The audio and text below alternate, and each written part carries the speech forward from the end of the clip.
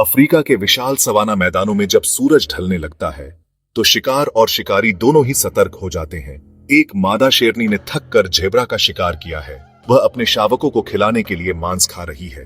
दूर से लकड़बग्घों का झुंड उसकी खुशबू सूंघ लेता है। धीरे धीरे उनके हंसने जैसी आवाज रात की खामोशी को चीरती है। धीरे धीरे 10-12 लकड़बग्घे पास आने लगते हैं। शेरनी सतर्क हो जाती है। पास ही बैठे एक विशाल नर शेर मैदान में उतरता है।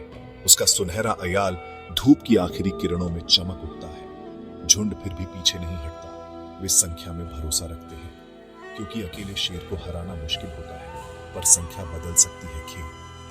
अचानक लड़ाई शुरू होती है। शेर जोरदार दहाड़ के साथ सामने आता है और एक पर झपट पड़ता है। उसकी चोट से लकड़बग्घा गिर जाता है, लेकिन बाकी लकड़बग्घे चारों ओर से घेर लेते हैं। उनकी आंखों में भूख और चालाकी झलकती है। वे मिलकर शेर को थकाने की कोशिश करते हैं। शेर हर तरफ से वार झेलते हुए पलटवार करता है। दांतों की खटखटाहट और गले से निकलती गुर्राहट जंगल में गूंजती है। जब जब वह हमला करता है, 1 या 2 लकड़बग्घे चीखते हुए पीछे हट जाते हैं, लेकिन झुंड बार बार लौट आता है। कुछ देर तक यह जंग बराबरी पर चलती है। शेर की ताकत और अकेले दम पर लड़ने की क्षमता अद्भुत है।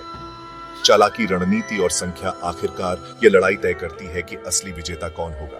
कभी शक्ति तो कभी रणनीति, पर जो आखिर तक डटा रहे वही असली राजा कहलाता है। झुंड धीरे धीरे पीछे हटता है।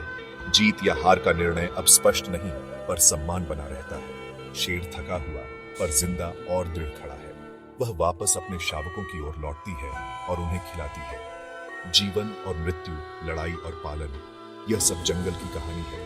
जंगल की इस भयंकर जंग से हमें यह सीख मिलती है कि ताकत और चालाकी दोनों ही महत्वपूर्ण है, लेकिन असली राजा वही कहलाता है जो आखिर तक डटा रहे। वन्य जीवों का जीवन, साहस, सामूहिकता और जीवन की कहानी।